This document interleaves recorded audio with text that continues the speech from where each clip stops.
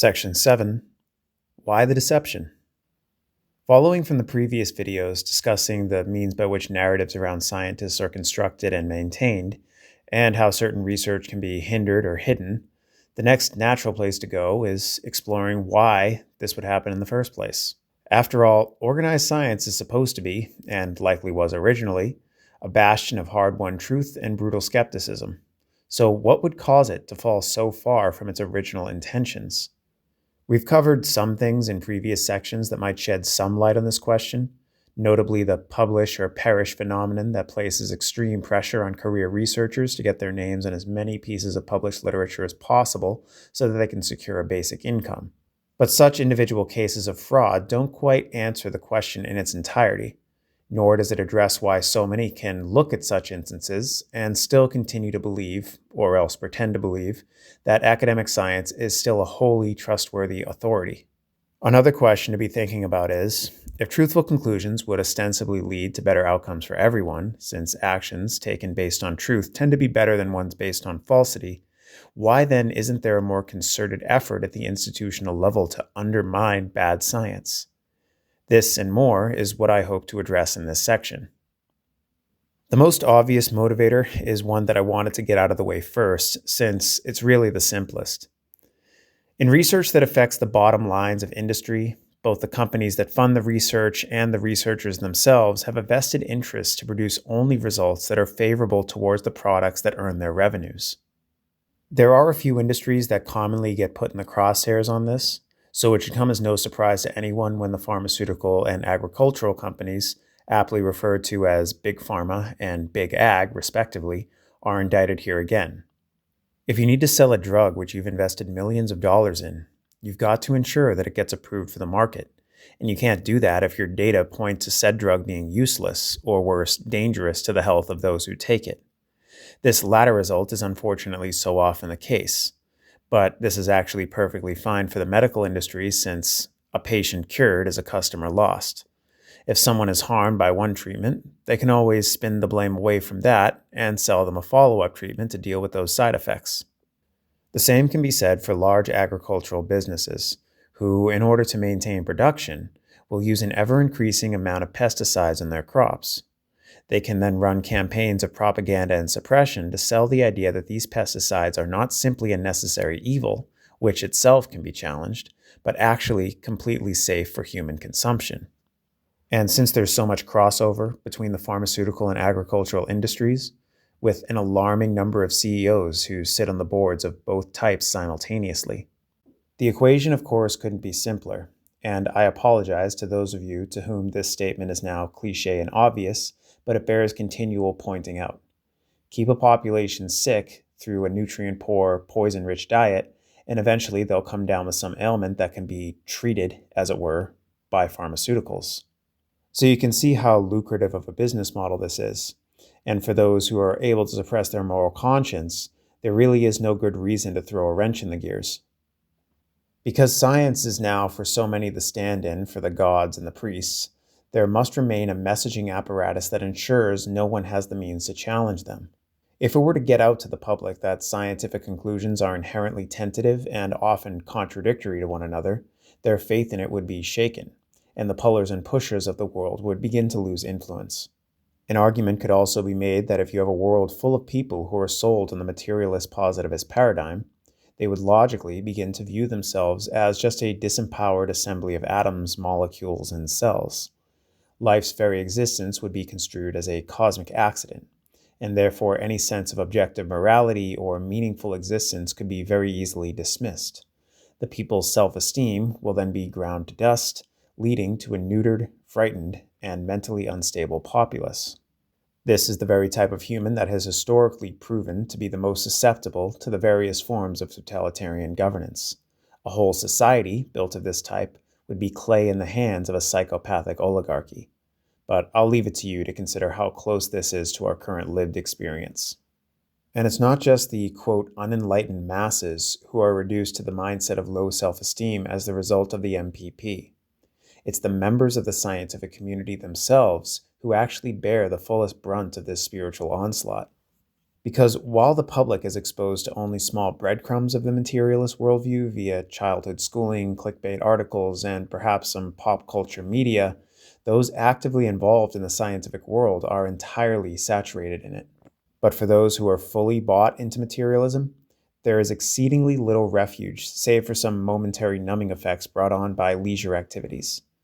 Certain placations can be made, of course, such as claims that, although there are no transcendent values which undergird human existence, some facade of higher meaning can be found in a sort of brotherhood of man ethic, where attempts to eliminate suffering and inconvenience becomes the collective goal.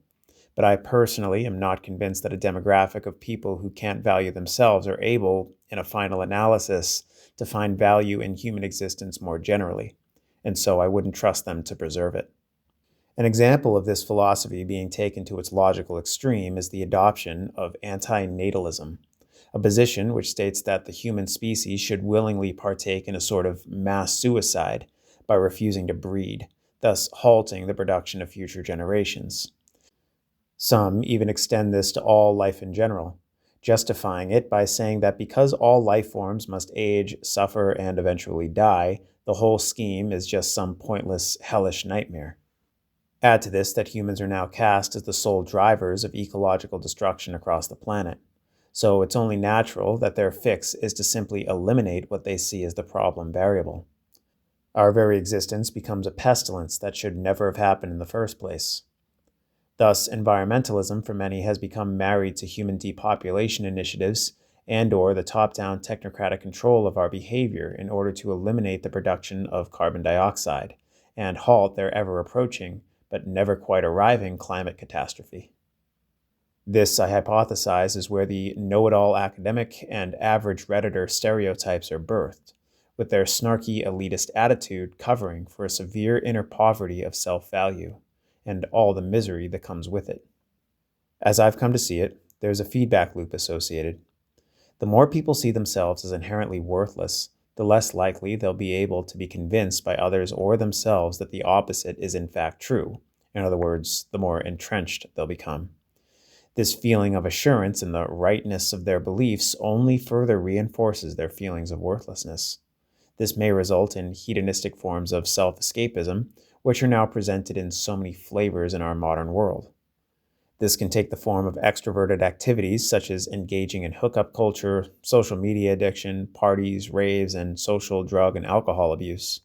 These allow the users to fade out of themselves and meld into the pseudo-consciousness of a crowd.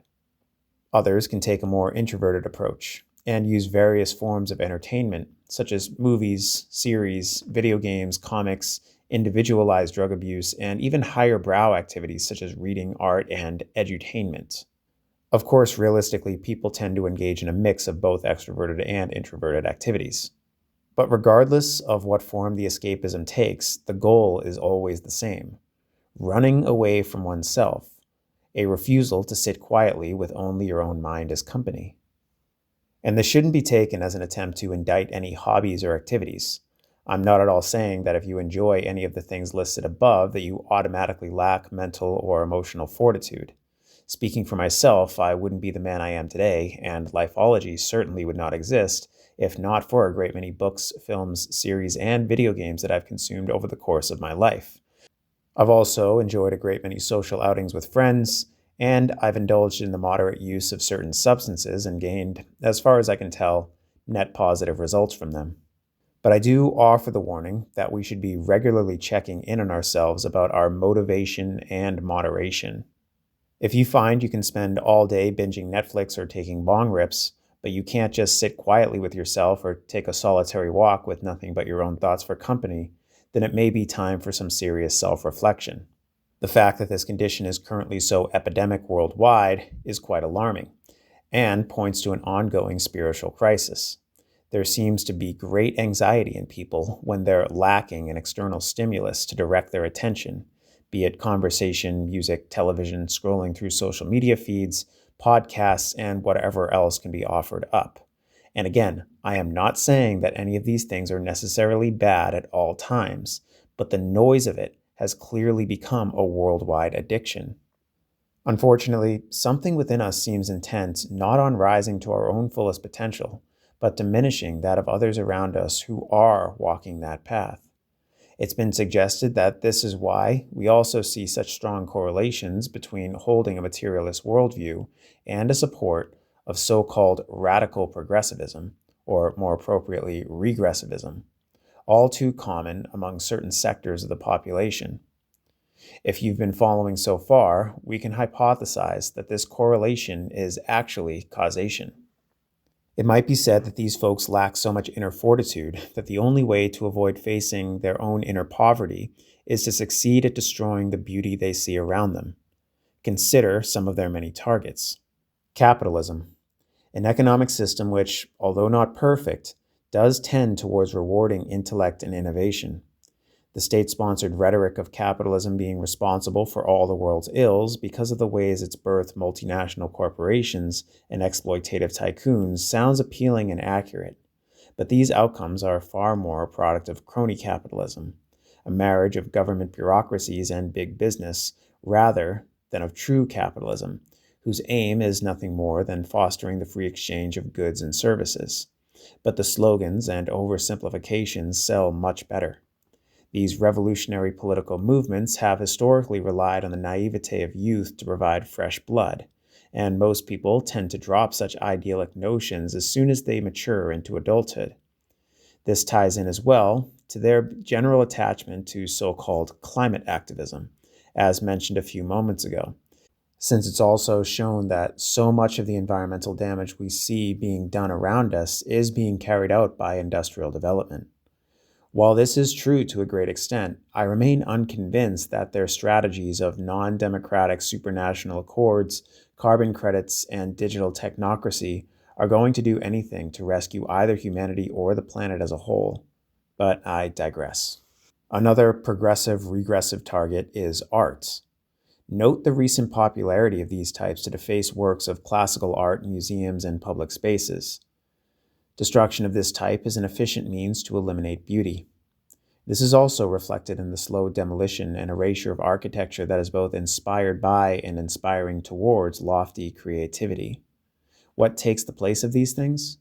Modern art and architecture that fails to inspire, and instead paints the image of meaningless, starkly utilitarian hellscapes. They thumb their noses at cultural heritage with statements of, well, if everything is subjective, that also includes the concept of beauty and therefore art. By this argument, art can be anything they want it to be. So they can tape a banana to the wall and place it on a pedestal of equal height to those on which we place the works of Da Vinci and Botticelli. Maybe one of the most alarming and outwardly strange crusades of this progressive-regressive demographic that's grown in both popularity and infamy is that which has traditional understandings of sex and gender in its crosshairs. I have more to say on this topic in particular than any of the others, and future presentations will explore it much further, but in the spirit of brevity, I'll just say this. Imagine the endgame of a people who want to abolish the concepts of man and woman, this polarized harmony whose convergence results in the generation of new life. Remember that to them, life is miserable, and to see others bringing more of it into existence and achieving great personal fulfillment from the very act of procreation itself is horrid to them.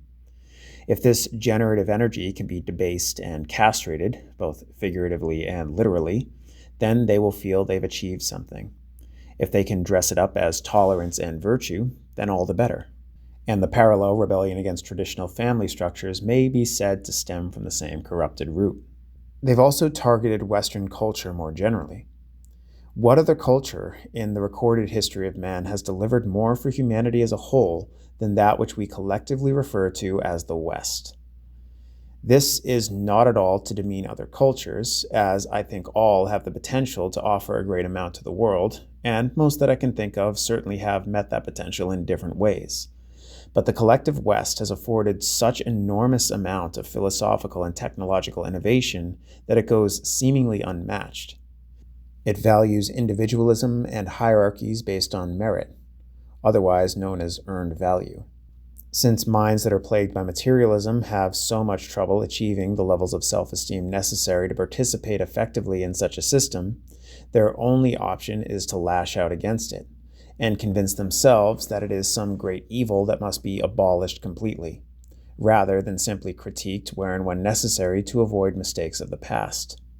Psychological theories abound as to the root cause of this, but one I find compelling states that this type of behavior can be described as an unconscious attempt to return to the proverbial womb. During the time between our conception and birth, when we're still inside our mothers, this is a time of unconscious bliss. While we do have the potential to experience the stresses and traumas that our mothers experience, for the most part, this is a point in each of our existences where we naturally feel the most protected. And although it's not an experience we usually remember consciously, it remains embedded within our personal unconscious in a powerful way. It should come as no surprise that a part of us will forever long to return to this state, especially when the lives we live provide little purpose or incentives to grow, mature, and take on life heroically. During this fetal development stage, especially in its earliest days, we're completely undifferentiated, a relatively simple structure in biological terms. In a sense, pure potential, like unformed clay. Think how an infantilized mind, which longs to return to this blissful innocence, would view something like the beauty, order, and hierarchy that's been constructed by mature, heroic individuals. Its very existence would be an affront to them. It must be brought down so that their external world can match their internal world. This may also explain why this type tend to be drawn to more urban and artificial settings. The city dweller, whose only exposure to nature is walking through some manicured greenery in a park, or one of the many thrill-seeking activities like rock climbing, where the goal is not to have a one-to-one relationship with nature, but to make an attempt at conquering it, show it who's boss. This coming from a guy who does like rock climbing, by the way, but like I said before, we should be aware always of the way and the why with our activities.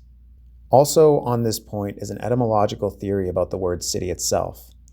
According to Michael Tessarian, who I've referenced previously, it shares a root with the Greek sitis, which was a concave pedestal on which sat a phallic obelisk, representing the merging of the female and male generative organs. This sitis pedestal can then be taken to mean symbolically a womb or vagina. While there are other explanations as to how the word city came down to us, this one certainly makes conceptual sense. The city is where one goes to experience as much passive, womb-like existence as is seemingly possible. Food and transportation are made increasingly more accessible, and one can so easily drown themselves in the sea of the crowd and constant stimulation. And most importantly, we can be kept safe in these places. Contrast this with a natural setting or even a countryside, where living demands a much more active, read masculine, conduct. Ask yourself why there's been such a push by the social engineering classes to corral as many people as possible into urban centers. Further etymological investigation yields the fact that the words matter and material share links to words like matriarch, matrix, and mother. Think of the Spanish word for mother, madre, for an even clearer connection. This denotes a feminine origin of our conceptions of the physical, that is, the natural world around us with which we have direct interaction. This makes sense when we consider how religious motifs the world over have personified the earth as the Great Mother and the sky above as Father. This is a likely origin of such tropes as the Father God in the heavens above, who rains his impregnating seed onto Mother Earth, allowing life to blossom forth from her womb. We also see within universities the use of the Latin phrase alma mater, literally translated nourishing mother, but intended to mean the school which one has attended, often even personified as a female deity to whom hymns are sung at graduation ceremonies. In this way, the materialist can be psychoanalyzed as hyperfeminine, a psychological modus operandi normally associated with a greater penchant for passivity and collectivism, in stark opposition to heroic individualism, which is normally associated with the masculine. So it seems that these types have fully embraced a polarized lifestyle, where the masculine is spurned in favor of a twisted rendition of the feminine, and it would seem they will defend this dark mother figure with every fiber of their being. A fuller analysis of this thread will have to wait to be unpacked elsewhere, though, so that I can get back to the point. And we can stretch this theory out to make one more diagnosis that I believe is worth considering. I mentioned already that it's popular amongst this crowd to decry capitalism as a pestilence. And while there may indeed be some worthwhile critiques to pose against this economic system, it's another thing entirely to sign up for what has historically been shown to be a far more destructive and anti-human system, socialism, and eventually communism. But we can see that this personality type tends to be so shadow-possessed that their outward behavior seems almost entirely bent towards all that is anti-human.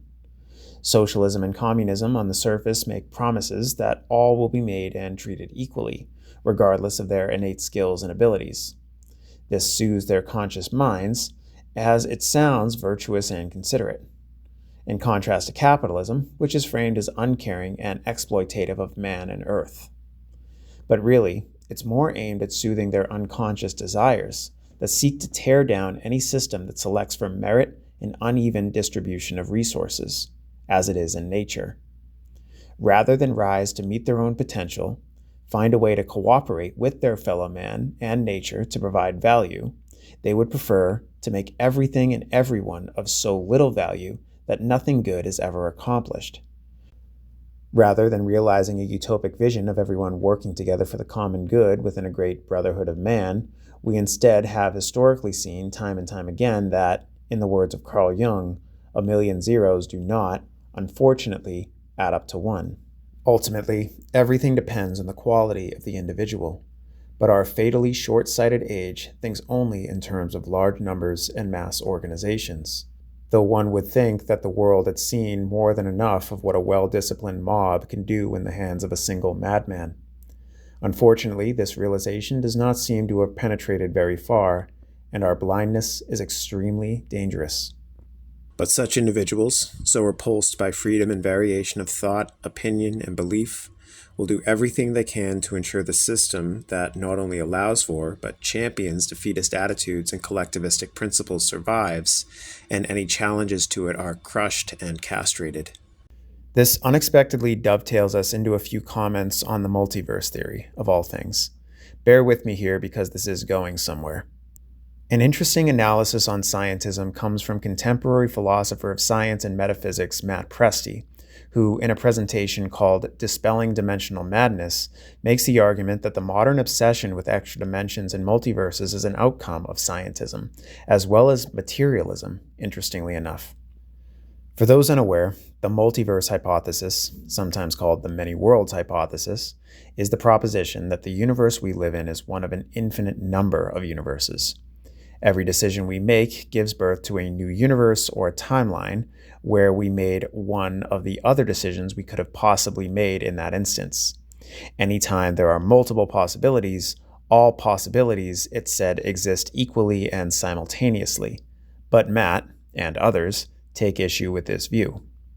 To begin, he points out the elephant in the room when it comes to this theory, that there really is no evidence for it beyond some, albeit complicated, mathematical contrivances and creative thought experiments, similar to string theory, and therefore cannot be falsified. Matt further argues that the only empirically provable dimensions are those of direction, forward, back, up, down, left, right. But then how is this a manifestation of scientism, you might be asking? Well, it's a clear example of scientists and large segments of the public simply taking for granted some dictates of an intellectual authority within the halls of academia purely on faith.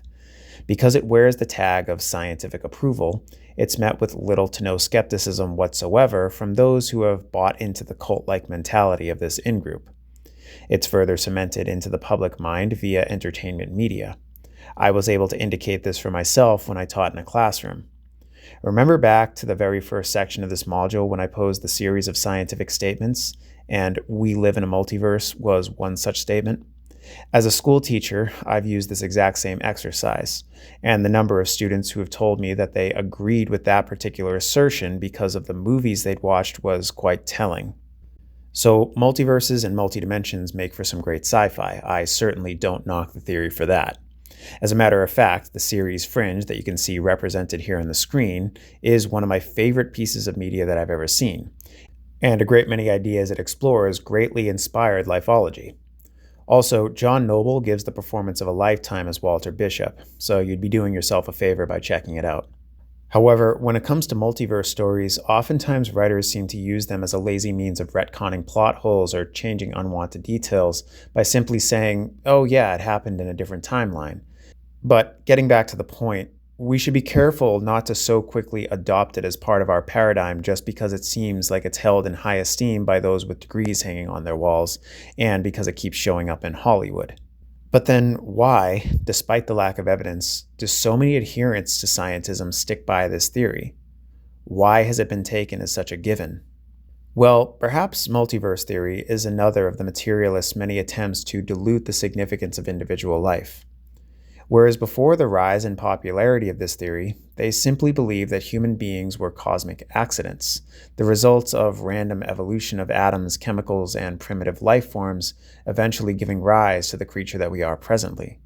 But now, this camp can compound that already demoralizing perspective by asserting we're not even unique in ourselves. There is an essentially infinite number of us's who exist on other planes. Every decision we make is an illusion of free will, since every possible decision must be made somewhere out there, and our experience of life is simply our consciousness experiencing some prescripted series of events until we die in some predetermined way at some predetermined time. I don't think it gets more dour than that. And before we move on, I just wanted to share this image that I found at some point in my traversals across the internet that I think effectively illuminates the logical contradiction inherent in the infinite universes schemata. For those only listening, the image reads, if the multiverse theory is true, then there's a universe where it isn't. Well, of course. Because if we propose that every decision and every possibility must be made manifest in the limitless cosmic ocean, the possibility that there is only one universe must also manifest. From there, the entire thought experiment appears to collapse in on itself. In no small way connected to the aforementioned clamoring towards crowd consciousness is the growing interest in statistics to define human behavior.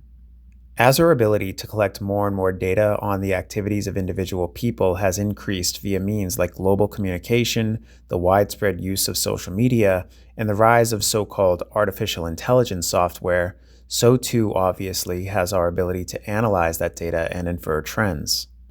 This has, either intentionally or unintentionally, created a world where individuals are far more likely to identify primarily with a demographic, race, gender, political tribe, socioeconomic level, cultural and ethnic background, etc., and with their own idiosyncratic being only secondarily, if at all.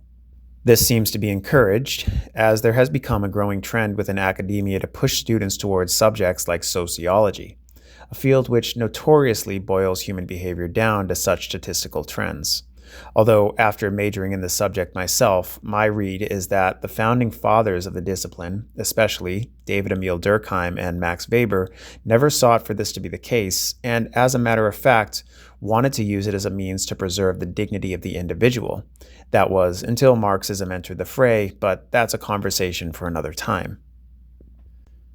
While sociological analyses have their applications, certainly, it's been pointed out that overemphasizing them is yet another example of the left brain mistaking a map for a territory. A worthwhile hypothesis might be that such overemphasis on the social sciences and demographics is a hugely contributing variable to explain why especially younger generations are so keen on shirking their own identity for one that's provided to them by some group ideology. The reality being handed to them is one of vast collectivist social movements calling the shots and shifting the world, rather than one of heroic individuals doing that. I refer you back to the Young quote I shared just a couple slides back about a million zeros not adding up to one. This in turn yields a society that's easily divided and thus conquered. As they obsess themselves with crusades against the often exaggerated plight of this or that minority group, the smallest minority of all, the individual, is effectively being destroyed. As in sociology, the academic field of psychology was originally envisioned by its early founders as a means by which the individual could come into themselves amidst the sea of averageness within a society, but it's now been largely twisted into psychiatry. This new field, despite its veneer of forward-thinking technological modernism, seems more an attempt to return folks to an old world way of thinking, where idiosyncratic thoughts and behaviors are pathologized, where the individualized mind is cast as the primary enemy to a harmonious society in which we could all prosper if we could just simply agree on everything. If people find themselves personally at odds with the dictates of the mass mind, and it drives them into erratic behavior, depression, schizophrenia, or any manner of other pathologies, rather than providing them with encouragement to explore that discomfort and perhaps use it to create something of value, as so many great artists, poets, novelists, and even scientists of history have done, the modern white lab coat priests tell them that there is something wrong with the material components of their brain, the neurotransmitters and the like. The solution will be some sort of pharmaceutical intervention meant to correct the electrochemical reactions of their gray matter so that they can get back to being a functional cog in the machine without all that burden of those existential musings. So, in keeping with materialism, we see that the focus is shifted to something physical, the brain, rather than the process of mind and consciousness. This is the true averaging of a society.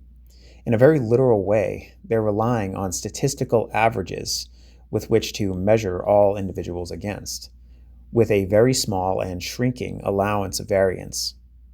If a given person is either too far above or below the desired values, they must be fixed, as one fixes a faulty machine. But one would be hard-pressed to ever find a human being who truly, by their very nature alone, actually meets perfectly all of these averages. Such a person is a fiction, a pseudo-reality, which so many self-murder types are attracted to achieving despite its metaphysical impossibility. In my view, what so many are failing to realize is that society is just a concept, a word we apply to a large enough group of individuals who all come together in cooperation with one another. And the irony of the fact that even this slide has been making use of sociological averaging in order to critique that same kind of averaging is not totally lost on me. As I said, it has its uses, and one of them, it seems, is to be able to critique itself. And there's one final explanation I'd like to offer as to why the narrative is so tightly controlled. One that's far more subtle, but I think maybe more powerful than the others. So many out there, both the researchers themselves and the throngs of dogmatic science enthusiasts out there, need this worldview maintained out of a deeply seated emotional attachment to it. To take it away from them would be to cause something of an existential crisis and strike such a blow to their ego that they may never recover. After all, this is the crowd of people who like to fancy themselves as the enlightened thinkers who have pierced the veil of ignorance, which holds so many others in a world of darkness and mysticism. Imagine their horror if they were ever to be forced to give ground to those who might take a more mystical view of reality, or those so-called conspiracy theorists who have been challenging their positions throughout the years. So guys, that wraps up another one. We're starting now to come to the end of this module, but don't worry, I still have some more good stuff on the way in our final two sections. So until then,